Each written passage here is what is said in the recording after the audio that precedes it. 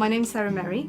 My PhD is in online friendship and its impact on offline life. I'm originally from Oxfordshire, from Banbury. The work that I'm doing crosses over quite well into a field called cyber psychology, which is a sort of sub-discipline of psychology. I'm basically looking at the relationships that people form in online communities, whether they're positive or negative, and the ones that are positive that people consider to be real, true, I don't like the word real really, but true genuine friends that they create in an online environment, how it affects their offline life. Basically my PhD is kind of an expansion of the stuff that came out of my undergraduate dissertation. The structure of the PhD process within the department is, I think, slightly different to some other departments. Traditionally the majority of our PhD students have been distance, people who are away and only can make it to the UK once or twice a year. So we don't necessarily run things like reviews and supervision sessions in exactly the same way.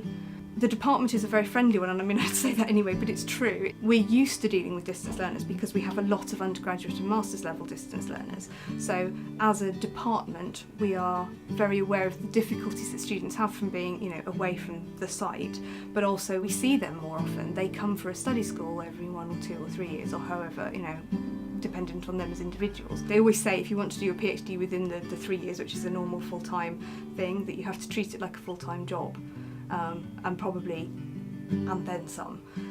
Most people I know work weekends, most people I know work longer than an 8-hour day. It's more in-depth, obviously. You're left alone a lot more.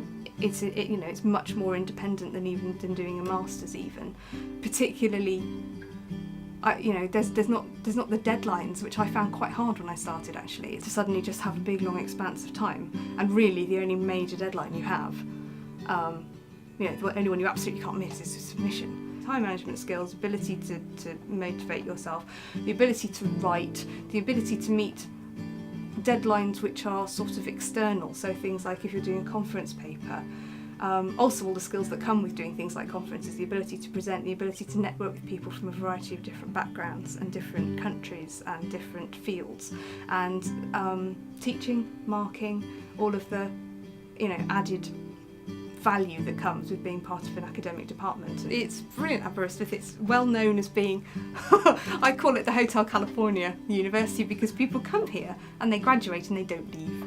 There's an awful lot of people who come, they just fall madly in love with the place.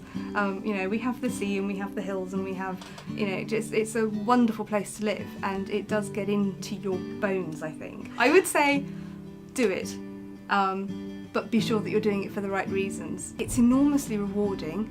And if you have something that you're really passionate about and that you really, really want to study, it's brilliant to just have just that focus. You can only have that one thing to focus on, and it's yours. And with any luck it'll only be yours. And the idea is, you come out of a PhD and at least for a week or a day or an hour, you are the expert, the foremost expert in that subject.